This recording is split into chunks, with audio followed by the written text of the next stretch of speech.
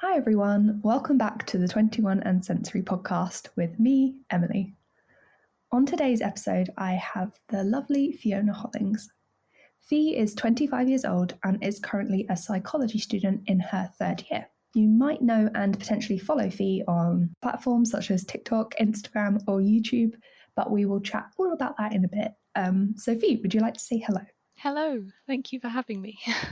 No worries. It's great to have you on. Let's jump right in and maybe you could discuss a little bit about maybe your life now and we could chat about your diagnosis maybe.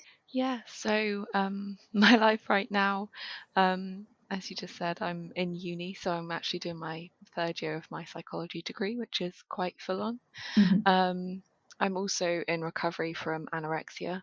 So I had a bit of a nasty relapse last year and spent a bit of time in hospital. So I've my life at the moment is currently balancing a degree and recovery, which is a little bit challenging sometimes. Mm-hmm. Um, but yeah, I've also got my dog, and I like to take him on walks and things like that. So yeah, Oh, dogs are great. yeah, I'm yeah. obsessed with dogs.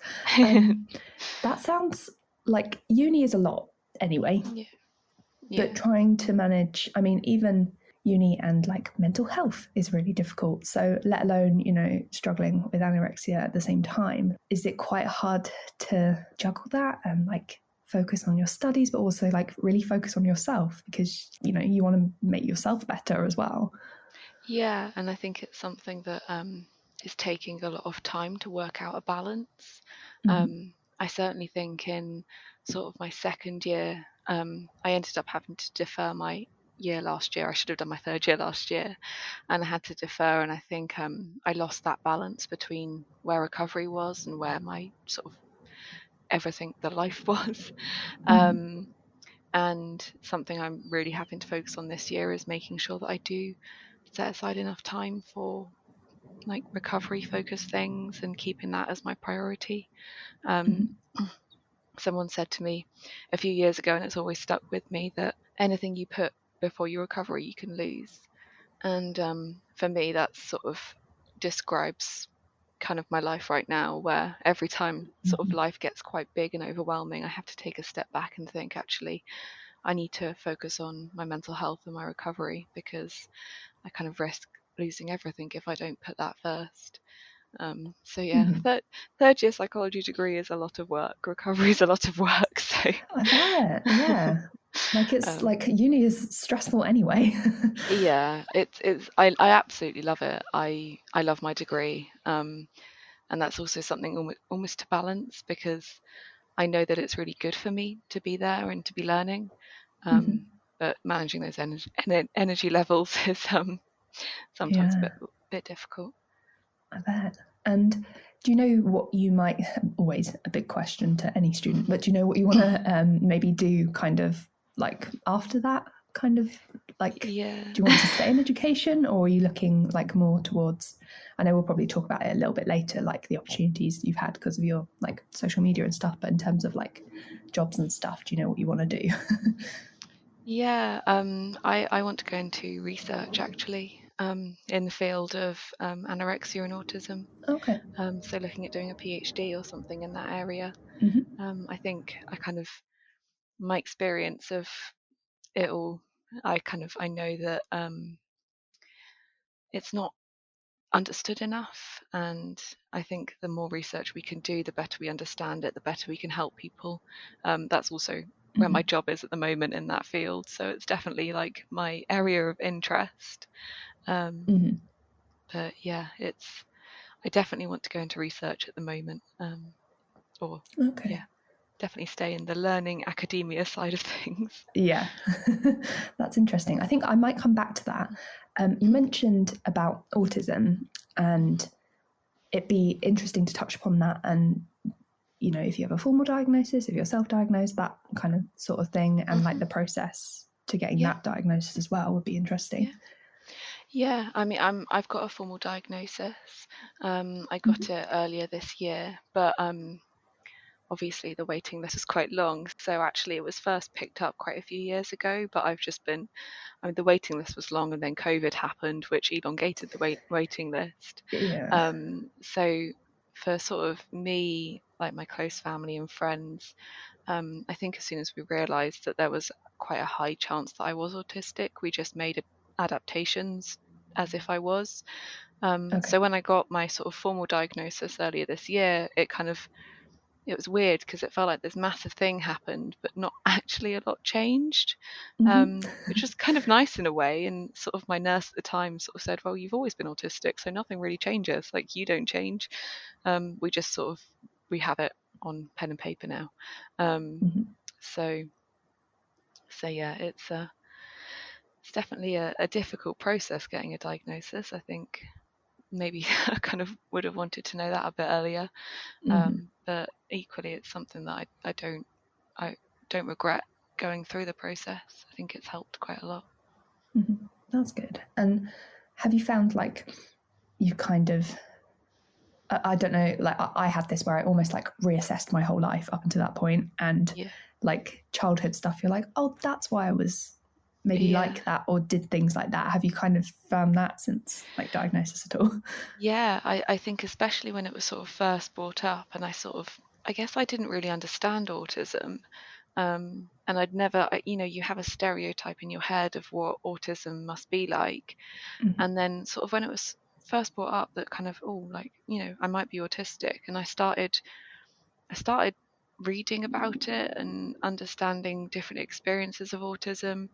And it kept on coming up with all these things that were like, oh, and this was autism. And I was like, but I've done that my whole life. Like, Yeah. I guess I've always felt like things weren't normal. And I knew that, I knew I compensated a lot of the things I was doing, and I was constantly burning myself out, and I constantly didn't understand things.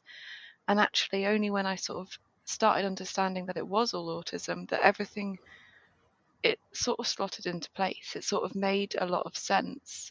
And that was very, I don't know if you found this, but it was very sort of relieving in a way, sort of like, oh, I don't need to give myself such a hard time about this. Yeah. But it also gave me that passion to be like, I know that other people are going through this and they don't know that they're autistic, and it can help so much just Hmm. having that understanding, I guess. And I think Hmm. that's why I talk about what I'm going through. It's why I do the job that I do, because the better we understand it, the better we can help people, and that's Hmm. really important to me. And I think kind of coming back to how autism and anorexia kind of play into each other, I think Mm, a lot of people don't realize that it is quite a like comorbid mm. Oh yeah, condition. yeah. And I don't know whether maybe you want to talk about how maybe recovery is different for autistic people with anorexia. I think maybe treatment isn't different but should be different, kind of thing. Yeah. I don't know if you want to talk about that. Yeah, I certainly know that the prevalence of autism in anorexia is very, very high. So a lot of people who do have anorexia are discover that they're autistic. Mm-hmm. So there's definitely something overlapping there. I think for me, my anorexia acted as a way for me to cope in a world that I didn't understand. Mm-hmm. I sort of, when I talk about it, I sort of say, it was a way for me to cope in a neurotypical world that just is just not set up for people who are neurodiverse, and it can be exhausting and difficult and confusing. Mm-hmm. And for me, sort of my recovery has been about trying to understand where I fit into that world and how to actually allow myself to not try and fold myself into a little hole that I don't fit in, and actually be like, okay, this is just me. Mm-hmm. Um, and I think, thinking about like specifically my eating disorder treatment, there's definitely accommodations that are made where I guess people or treatment understands that um, I there are some things that are my autism, and therefore they're not going to change. Like for example, like I've never eaten a huge variety of food. I find that very, very stressful. Spontaneity and me don't really mix. I need a Mm-hmm. plan. I need to know what's happening, and therefore, my treatment plan isn't high on you need to go out to a cafe and pick something off the shelf and do all that kind of stuff. I find that so stressful, and actually it becomes detrimental to me. Mm. There's less pressure working with a variety of food because I've never eaten a huge variety of food. So to Yeah. expect that in my recovery, it just wasn't going to work. Mm-hmm. Um, and and also just understanding that my recovered life isn't going to be the same as the neurotypicals. Mm-hmm. I kind of I will always need a plan. That's the way I've always functioned, and that's the way I feel safe. Mm-hmm. Um, and yep, we can plan spontaneous things in, but that's probably about as far as I'll go. And Yeah. actually learning to be okay with that, and actually that's okay. That's just me. Mm-hmm. That's really interesting. Like, just to hear how it's different for you, but it really works for you, and that's that's the way your brain is, and that's what it needs. And if that's how you recover and that's how you're happier in yourself, then that's great. Yeah, and I certainly I talk about flexibility in treatment styles, and I think it's so important because I think for me, when I didn't have my autism recognized and I was in treatment, there's very much this idea that the way you're thinking is wrong and we need to correct it because sort of it's all blamed on the eating disorder. And I always found that really difficult because I was sort of like, but I've always been like this. Like, Yeah. I've always needed a plan and to need to know what's coming and everything like that. And I found it really difficult when they said, "Oh no, you're rigid in thinking, therefore we need to change that with therapy." And I was sort of it never worked. And for me, Yeah. that made me feel like I was broken. That made me feel like, oh, I can't even get recovery right. Like I can't do anything right. And even when I got to a recovered place, I've despite having my diagnosis for a long time, I have been at places of remission with my anorexia, and then unfortunately relapsed. But I have experienced sort of life after it, Mm. where it was not nearly as prevalent in my life. Um, and all these things that everyone told me would just disappear when I got recovered, they didn't disappear. Mm-hmm. In fact, they were still there, and I did. I felt like I failed treatment. I felt like I failed recovery. Um, and I think realizing that actually a lot of that was autism, and Yeah. wasn't to do with my eating disorder or anything like that. It allowed, I guess, an element of like self-compassion in a way, where I was sort of like, actually, no, Mm-hmm. this is just me. And also my family as well. So my parents are sort of like, well, I don't know why we ever expected you to suddenly become someone else. Yeah. And I think since we've all just sort of gone, well, it's because I'm autistic, and obviously not everything is autism. Like that, I am in recovery, and I know that there's things that I'm working on. And I think that that can be quite difficult to try and draw that line. What's the autism, what's the anorexia? But I do feel like I'm much more aware of where that line is now.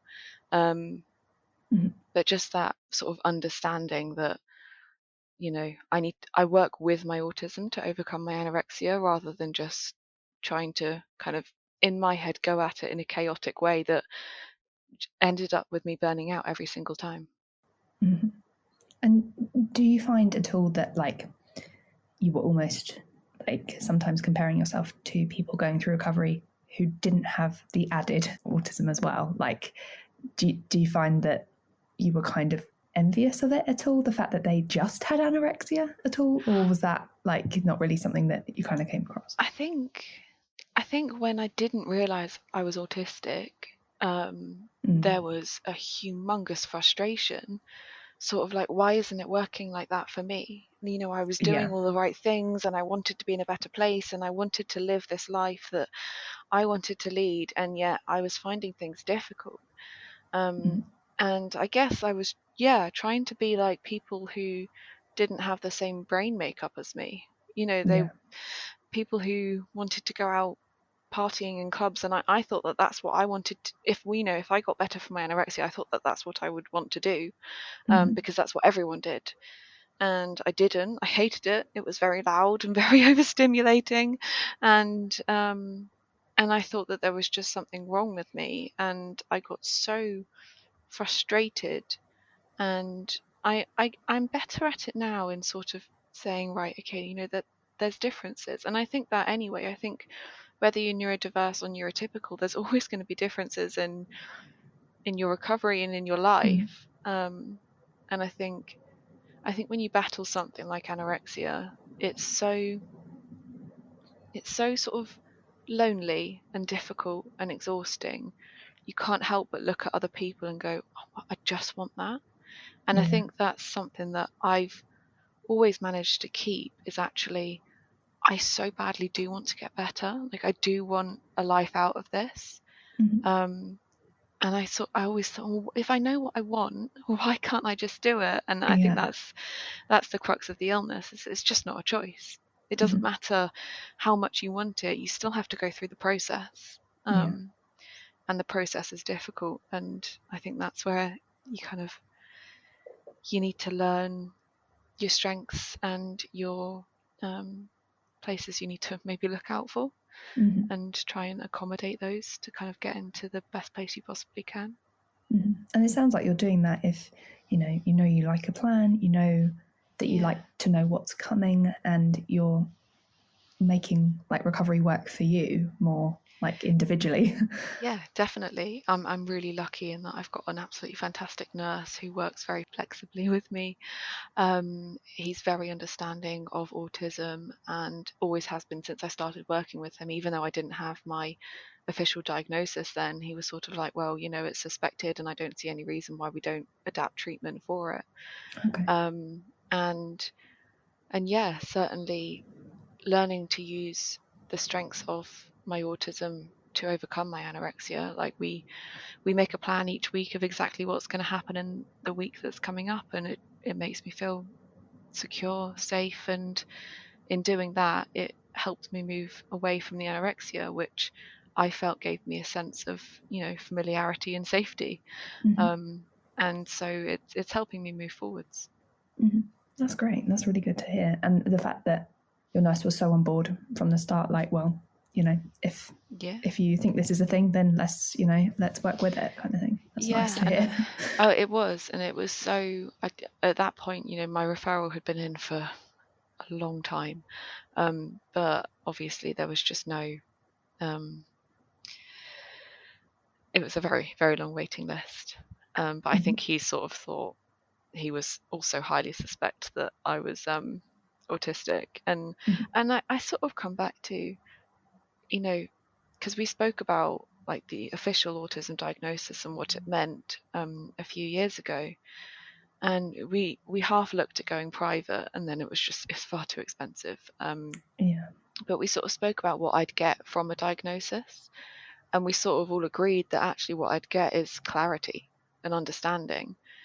And so we just sort of went with the idea that if that's what I'd get from it, then why don't we just adapt things? Like, why don't we just assume that that's what's going on? And when Mm. you eventually get the assessment, at the end of the day, you're presenting with all of these sort of autistic traits. So why don't we just help you with them? Like, help you live the best life you want to with those traits. Mhm. And I kind of I say, like, autism isn't bad. It's just different. Yeah. I kind of there are things I find more difficult, like sensory things and social things, but there's also things that I find far easier than other people. So I don't, it is that understanding. So it was Mhm. really helpful when sort of, I guess, people close to me just sort of went, "Oh, okay, if you're autistic, you're autistic." And Mhm. yeah, That's great. That's like the fact that you were like, you know, why wait? Like, why don't we just start adapting things yeah, like right now? Makes yeah, so much sense. But I guess it's kind of hard because you kind of feel like, oh, I don't know for sure. But then, like you say, like if you're displaying all these traits and you're really struggling, it's like, well, you might as well give it a go. And if it helps, then you'll kind of even know even yeah, more. yeah. And I do think I think people can get quite hung up about a diagnosis. And like, don't get me wrong, I know that it has a place, Mm. but you know, whether or not I had a diagnosis or not, I know that I'm very sensitive to sensory inputs, and I know that I find social situations very difficult. So all what I need to do is adapt to that. I need to Mm. find a way for me to feel like I'm managing that situation. Mm. Um, and therefore it doesn't really matter whether that has a name or not. Those issues are there, and I want to work on them. Mhm. So I kind of, especially in my job, we talk about autism or possible autism a lot because the waiting list is so long, and actually we shouldn't wait for a diagnosis to change things for a young person if that's what's going to help them. And Yeah, I agree with that. Like, if it's going to help someone, why not change it? yeah, exactly. You might as well like give it a go. Yeah. Yeah, yeah. And you mentioned like a couple of times about like sensory issues, and obviously those can be quite a big thing when it comes to being autistic. Do you find that that kind of overlaps into like being anorexic as well? Do you struggle in terms of, you know, obviously you might have the sensory issues to do with being autistic, but also maybe food wise as well, things like, you know, textures of food and things like that. Do you find it's a lot to manage? Yeah. Yeah, and actually, since we've done a lot of work on working out what is the autism and what is the anorexia, Yeah. and we sort of noticed that there's a lot of sensory issues that led me to, I guess, coping with the anorexia, or probably not say that, probably more it led to the development of the anorexia. So I've always been Mhm. quite sensitive with food textures, strong smells, foods mixing, and all that kind of stuff. Mhm. And I've always eaten quite a limited variety of food. I don't think I ate a sandwich until I was 16 years old. I just ate pasta, pasta, pasta, pasta, Okay. pasta, pasta. My mum used to just say, Mhm. like, you just run on pasta, and I did. Um, and and I think it became very difficult when sort of I did develop anorexia, and almost I dropped more food, like variety, if that makes sense. Um, Mhm. which is why sort of in my recovery we're sort of focusing on re-establishing, I guess, what it was like pre-eating disorder. But not just like specifically the food. I also think the environment really affects me, like the sensory environment. So I find loud cafes with lots of people in them, I find that really difficult to eat. And something that I found quite difficult when I was at school was the school canteen, because Mhm. it was very loud, very bright, and there's people there. Then you're also navigating that social situation. Yeah. And it's something that I guess we're quite acutely aware of now. So when I am eating at home, we keep the room as calm as possible. I usually sit there with my puzzle books, and that works for me. Always have Mhm. smooth radio on and things like that. Nice. Um, so it's not like, this is what I think sort of my autism diagnosis has given me. It's just given me an understanding that actually I just need to adapt to help myself better in those situations. And Mhm. that situation is something I find difficult. I find eating difficult. I find the situation that I'm eating in can be difficult. So it's just finding ways to make that, yeah, more manageable. Mhm. Gosh, it's so interesting to hear because, like you say, like there's so much overlap, but then also you want to know what's what, like Yeah, what you know what is due to this and what's due to this. But like yeah, I feel like, you know, being autistic, like a lot of autistic people have like safe foods and they have quite limited maybe yeah, diet or a limited amount of food that they stick to. But then you have this whole other kind of level of, you know, the anorexia and, you know, a limited diet anyway because of your autism. And yeah. that just sounds like so much to manage. And the overlap is just so much. Yeah, and I think it can be. I think especially for me, my experience of my anorexia is it can be quite sort of drastic. Like, I can kind of be doing okay, and then suddenly a month later I can be in a really, really dangerous place. Mm-hmm. So my recovery, certainly this time around, has been about really cementing in sort of the foundations really, really like solidly, so Mm-hmm. that there's less like space to move backwards, if that makes sense. I think in the Mm-hmm. past I've kind of gone at it too quickly, maybe because I just wanted to get better, and but I didn't understand or maybe make enough accommodation for the fact that my autism side of me might find that a bit difficult. But yeah, I think it can be difficult. And my nurse sort of says at the moment, he's like, every time I think it's an eating disorder thing with you, it turns out to be an autism thing. And every time I think it's an autism thing with you, it turns out to be an eating disorder thing. And I'm sort of like, yeah. Just like, sorry. Yeah, he's sort of like, I every time I think I've got you, something I don't. And I'm like, yeah. But I don't know, is that not just the individualness of everyone? And I Yeah. kind of go back to, it doesn't necessarily always matter that I know which one it is. What matters is, is it causing me to not live the life I want to live? Is it causing me sort of distress and discomfort? And sort of the way we approach treatment now is actually, it's non-negotiable that I'll get better. It's non-negotiable that I will continue to weight restore, that I need to have enough food, but actually the flexibility comes in what that type of food is. And actually, if it's a less varied meal plan, but I'm having enough, actually that's okay, because actually that's what's going to be sustainable for me, because that's Yeah. what I was like pre-eating disorder. And I have to say that approach is working. So that's, yeah. Okay, that's good. That's good to hear. And how it'd be interesting, because I know you've mentioned about your job and also like maybe opportunities from social media. Maybe we could chat a bit more about that. Like, when did you start to kind of use your experience and share your own experiences? I guess, what, with social media or with my job? Let's maybe start with your job first, and then we'll do social media. I get that Yeah. they're probably two different things. So with my job, I got my job, it was about this time last year, actually.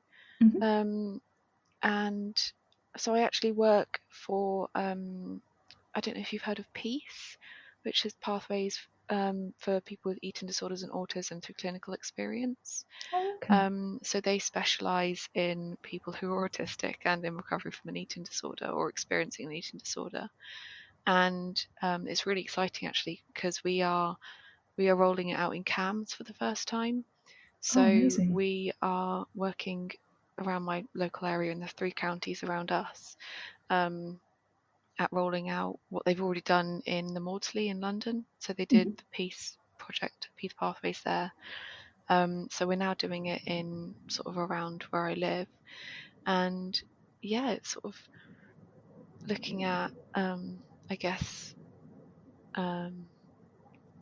educating or adapting treatment for people who are autistic, making it autism friendly, making reasonable adjustments, sort of explaining to people who work there what those reasonable adjustments can be and how much of a difference they can make. So yeah, it's really exciting. It's really, obviously, it's something that is very relevant to me and everything Yeah. that I've been through and am going through.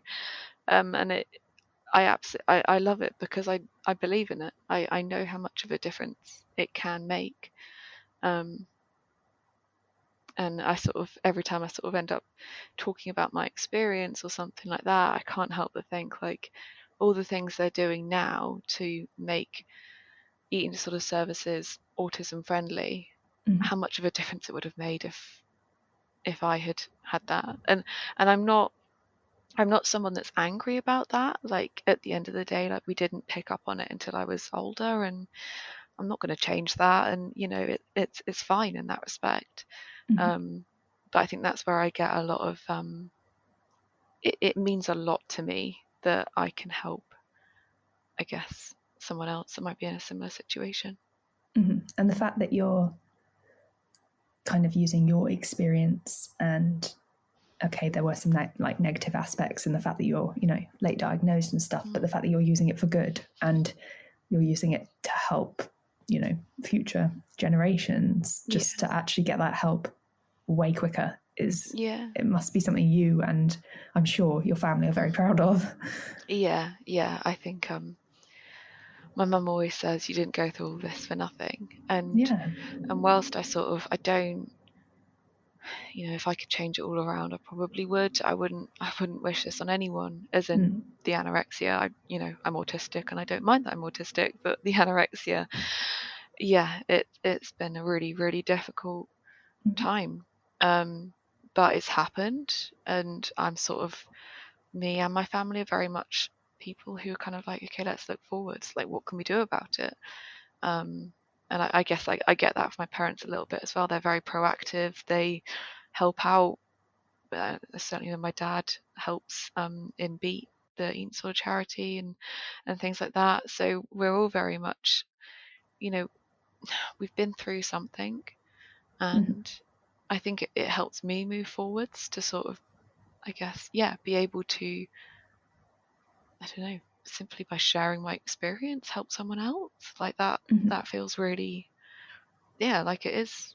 I can get something from what's been a really horrible time. Mhm.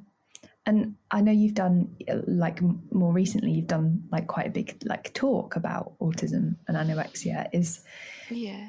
number one, was that scary? And number two, like how do you like how do you find going from kind of talking about it in your job to talking about it to what was it, like 500 people or something? It was 550 people on this talk, yeah. Oh. Um, yes, it was scary. We found out probably a couple of minutes before we went on that there was that many people. So we're like, oh Oh. my gosh. Um, that said, I think,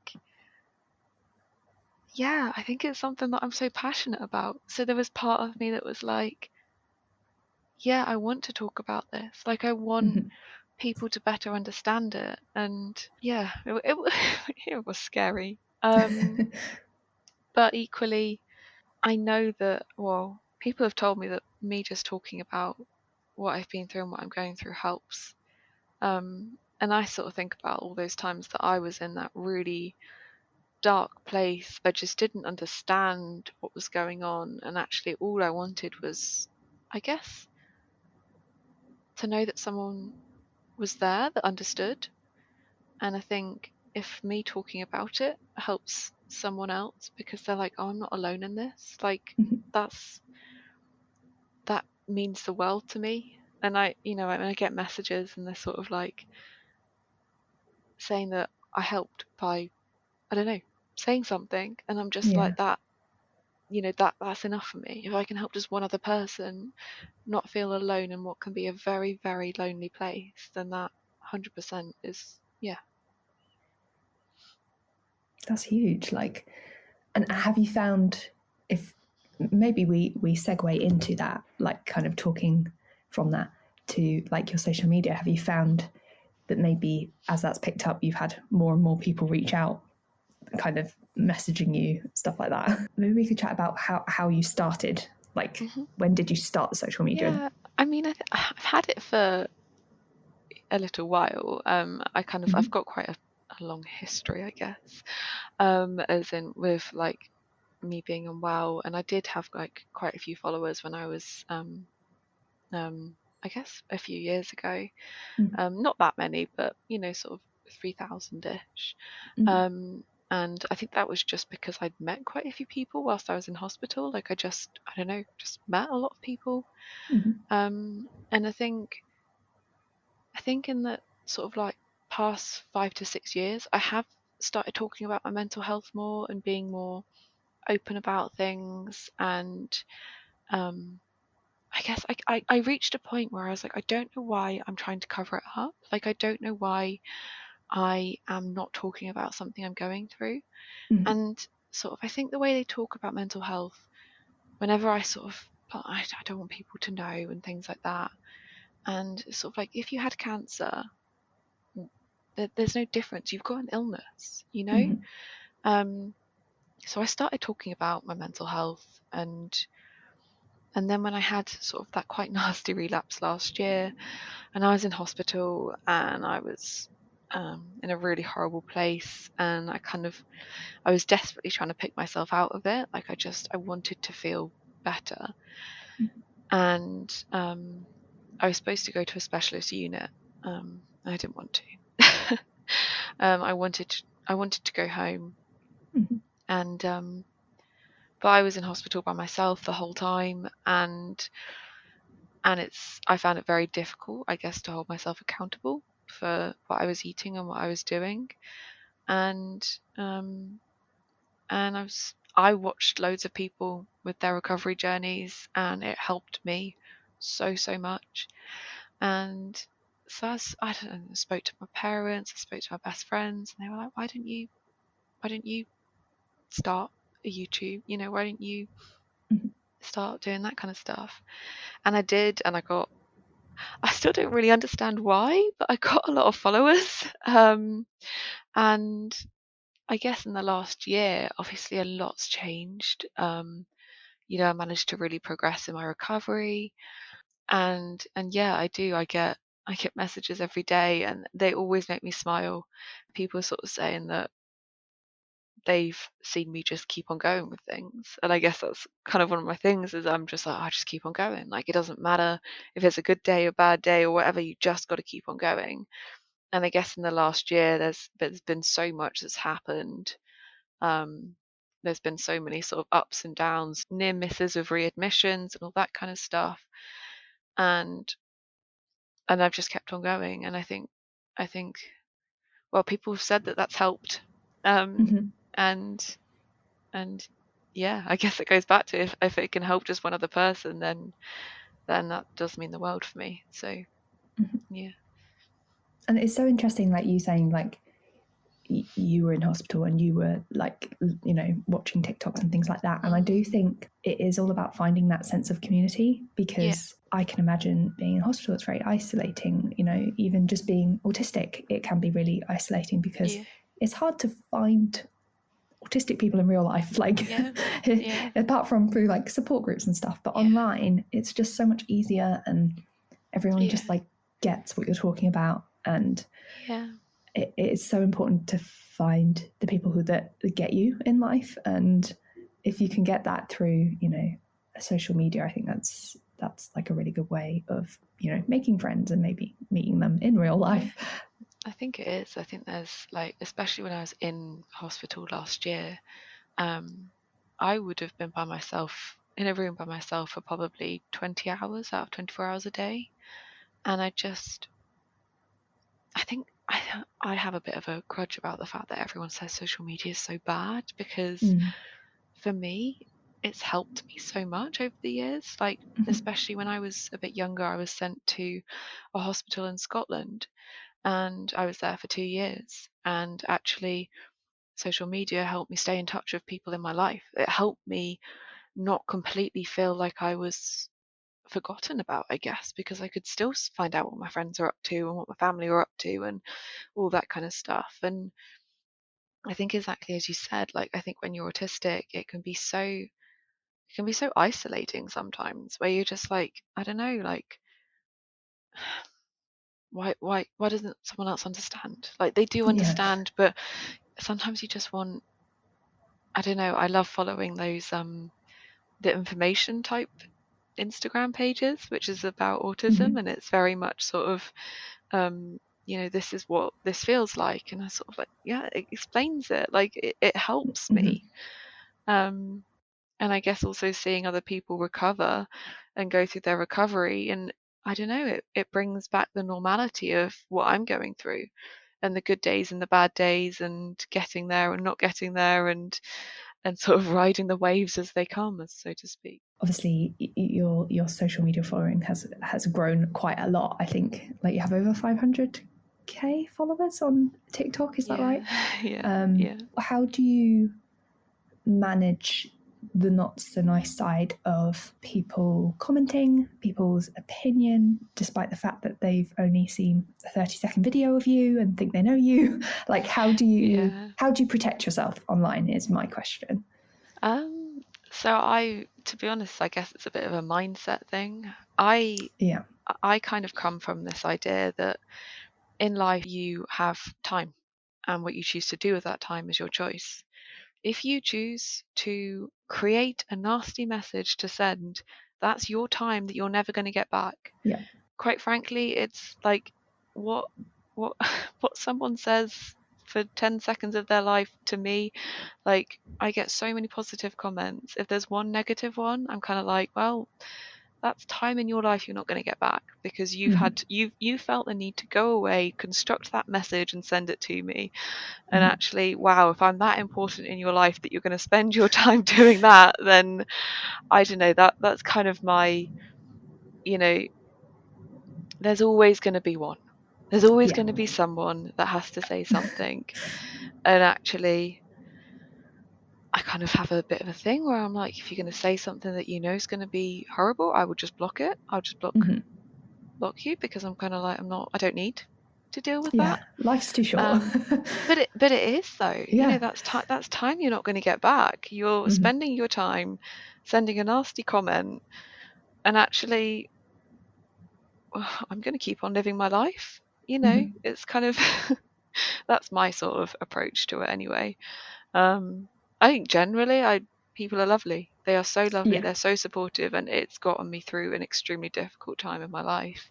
Hmm. And I guess I feel like a lot of people have supported me through an extremely difficult time.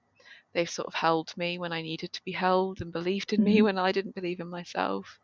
And I'm approaching a place where I'm doing better.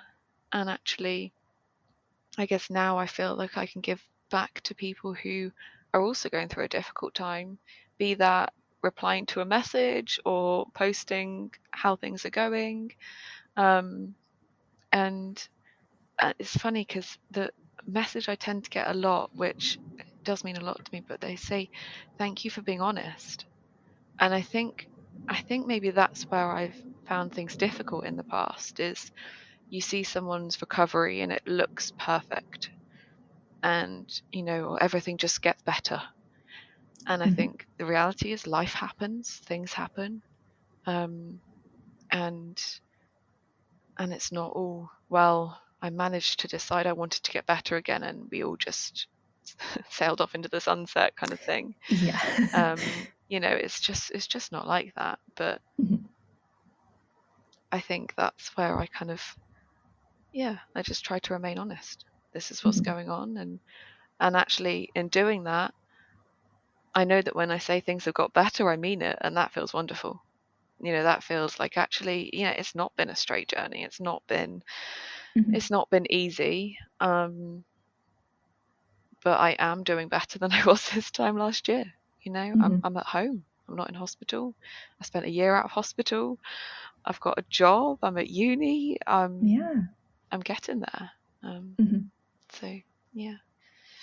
And I really appreciate your honesty, and I think that is probably why you do have a lot of followers. Is people people don't want to see the most curated version of you. They want to see the good and the bad bits. Yeah. And you're saying that you struggled last year, and that it isn't a straight line, like you were saying. Like, there are waves that you have to like ride out, and Mm, the fact that you have shown that you can get through really horrible, tough times and come out the other side with the experience, and the fact that you can use that for good in your job and on social media, yeah. like that's a huge thing. That's Yeah. really important. And the things that you do, like I really like your fees, like foodie finds that you Yeah. do on Instagram. Like, it's just Yeah. like that's can seem like quite a little thing, but actually it's really helpful to see you kind of giving back in that way. Like, I feel Yeah. like I kind of that's why people follow you. Yeah, I love my little these foodie finds things, for a number of reasons. I think first off, it really helps me to focus on, actually, am I enjoying the food, rather than that panic about, oh my gosh, I'm eating. Yeah. Actually, sort of, I don't know, it gives me not a reason to keep going, but another reason to keep going. It's not all Mhm. about that, but it helps. It makes it a little bit more like, okay, let's see how this is. And I also get a lot of messages from people who generally are autistic, who say, I really struggle with foods and I really struggle with variety and textures, and your reviews help. Mhm.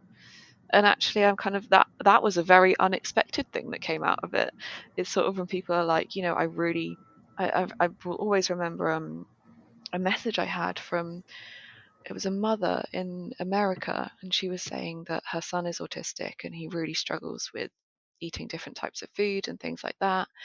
And she saw obviously that I was trying different things and that I was heating them up.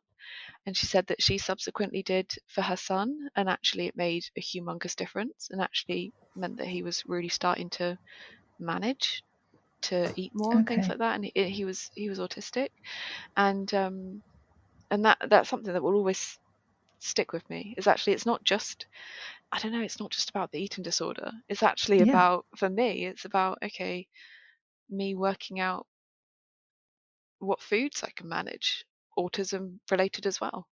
Mhm. Yeah, and it is a bit of fun. Yeah. That's good. It's good that you find the benefit, but other people are also finding the benefit. Yeah, yeah, It's almost like when you watch an unboxing on YouTube, because yeah, from your videos you can you can kind of see the texture, you can kind of see the yeah, consistency. Like it's yeah, almost helpful in that I kind of wish restaurants did that. Like they could, yeah, the menu was way more interactive before you went, so you could actually yeah. see. Yeah, I mean, I think predictability for me is one of the most important parts of my eating Mm. disorder. And actually, in my job, one of the things that Peace does is they have a Peace menu, which is an Okay. autism-friendly menu. And within that, it's like detailed, and you sometimes get a picture of exactly what it will look like, so there's really that preparation for exactly what you're going to get, and it's working with that need for predictability and familiarity. Mm. And so it's kind of working, I guess, along those sort of lines, where if I can sort of say this is what it tastes like, this is what the texture's like, and I also know that I'm quite fussy with taste, so I will always say I think this is a preference thing, but I just don't like this flavor, kind of thing. Yeah. um and and yeah, if that helps someone else, then yeah, absolutely fantastic. Mm. That's great. There's so like it's such a nice thing to kind of dip in and out of as well, like just to kind of follow along. Like I love it when people do like little mini like series of things. Like Yeah. it makes you want to like check in with them almost Yeah, online. yeah, yeah. Do you find, like, I know this is more of a like autistic question, but do you find that you have any kind of special interests other than kind of autism and anorexia? I know like you're looking to kind of go into research, and I feel like a lot of autistic people have that, where they have a special Yeah. interest in like autism and other things as well. But do you find, like, do you have any other kind of like hobbies and things you kind of do? Like you mentioned the like puzzle books and things like that. Yeah, I mean, theatre is the one that always jumps out to me. I was there yesterday. Lovely. So, yeah, I absolutely love musical theatre, and I'm, yeah, could spend far too much time reading and researching and talking and all that kind of stuff, and I will try not to Mhm. on this. But yeah, definitely musical theatre. I have a bit of a thing about llamas. I've always been a collector of things as well, which I didn't realise was autism related until actually my assessment. Mhm. But when I was a kid, I collected thousands and thousands and thousands of shells, and I Oh. just, yeah, and teddies I collected. Stickers I've collected for about probably about 8 years now, and I've got different types of boxes for different types of stickers. Mhm. Which again, I didn't even notice was an autism thing until it Yeah. came up in my assessment, and they were like, "Okay, that could be okay." Um, but yeah, I also have a bit of, I do love the weather, so I've usually got my head in a weather book reading about cloud formations and all that kind of stuff. Okay. So yeah, to be honest, I think this is sort of where I find with autism, and that's where I understood that the presentation of autism can be different for different people. Mhm. I think typically it's like, oh, trains. And I'm like, Yes. no, No. I don't, trains are trains, but someone shows me a sticker collection in a supermarket and you've got me completely. So yeah, I do. I absolutely love my puzzle books. I actually have a whole bookshelf of puzzle books because I like to change the different ones that I try to do each. I probably do about 10 puzzles a day, and Oh I like to wow. change which type of book I get them from because I like to do. They all have different language. Mhm. So yeah, I'm just looking now at my puzzle book collection online. Selection over there. Yeah, it's all these things that you're like, oh, how did they not pick up I was autistic sooner? But but yeah, no. It's nice that you have, because I feel like some people feel like special interests are very niche, but there's something that you can indulge in, and there's something that I feel like in times of stress you can turn to, and they're just Yeah. really comforting and Yeah. really nice to have. Definitely. And I feel like it's healthy in a way. Yeah, it is. For me, it restores balance in my life. It restores my ability to enjoy things. So, musical theatre has been one of mine for probably a good solid 5 years now, where it is, if I'm feeling really low, and actually I put on the soundtrack for Six or Hamilton, and I know absolutely every single word to every single song. Like it takes me into a different place where actually I just focus on that, and it gives me a peace that is really difficult to explain. It's kind of like when I'm finding the world really overwhelming and really confusing, it's like, okay, just put on your Six soundtrack and just, do some painting or Yeah. that kind of stuff. And that, to be honest, I think that's taken me a long time to find something that gave me the kind of peace that I guess in the past has led me towards my eating disorder, where I've sort of been like, I don't feel like I'm coping, and therefore I feel like I can at least do that. Like I feel like I can at Yeah. least achieve something. And now I don't know, I think a massive part of my recovery has been about learning about myself and learning about what I enjoy and what I don't enjoy. And learning about my special interests and letting myself enjoy my special interests. I can't also not ask you, because you mentioned earlier that you have dogs. do those Yeah. do those take up a little bit of your time in terms of like, walking and spending time with them? They're so Yeah, cute. they do. They do. They are my world. So, Oh. my yellow lab, he's mine actually. I got him 4 years ago. So our black dog is the family dog, and then the yellow dog's mine. And yeah, both of them. Dogs are just so underrated. Yeah. Like even last night, and I was feeling a little bit. I was exhausted, and both of them just came and just laid on my lap. I mean, they're big dogs, Oh. but they laid on my Yeah. lap, and I do think they know. I think they know when you. Sorry, that's he's just rolled on his back, having a really stressful morning. Oh, I mean, to be um, a dog. I know, but yeah, I love getting fresh air with them. I love the fact that they're always just loving. It Yeah. makes you kind of, I think, especially when you're autistic and people can be quite confusing. Dogs aren't. Yes. Yeah. Like they're not. They're just, there's no it's nothing you need to work out with dogs. Yeah. So And they always look forward to seeing you. They're yeah. like, "Oh, it's you again." Yeah. Even if you've just gone out the room and come back in Yeah. again. Yeah. They're like, "Oh, yay." And you're like, "Great." Yeah. So no, you can't. Yeah. To be honest, I love animals. But yeah, the dogs are wonderful. And I love how they think that they are lap sized. Like I Oh, have a beagle, definitely. and Yeah. he thinks he's small. He's not. But they're like, I will Yeah. sit on your lap. Yeah, I think when I got my puppy, he was small, and Yeah. he used to just love falling asleep in my arms, and it was gorgeous at Oh. that size. It was so cute, and he got Yeah. bigger and bigger, and he still thought he could fall asleep in my arms.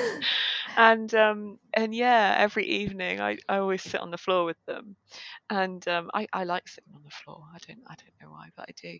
And so I'll sit on the floor with them, and he'll full on lie on my lap, and I'm like, "You're a big dog," but then you can't say no. You can't. No, it's almost like their size changes, but their mind doesn't. Like their Yes, mindset doesn't. They're yes, like, I'm still small.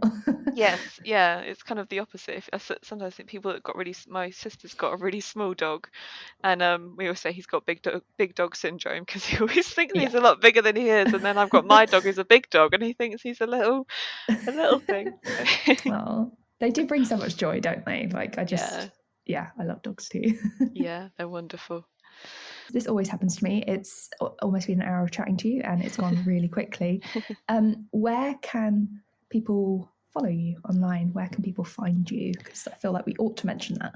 Yeah, so my YouTube is Feast Fight Back, which I've been doing for about a year. On Instagram, I am finding underscore fee underscore, Okay. and also Fiona Hollings as one Mhm. word.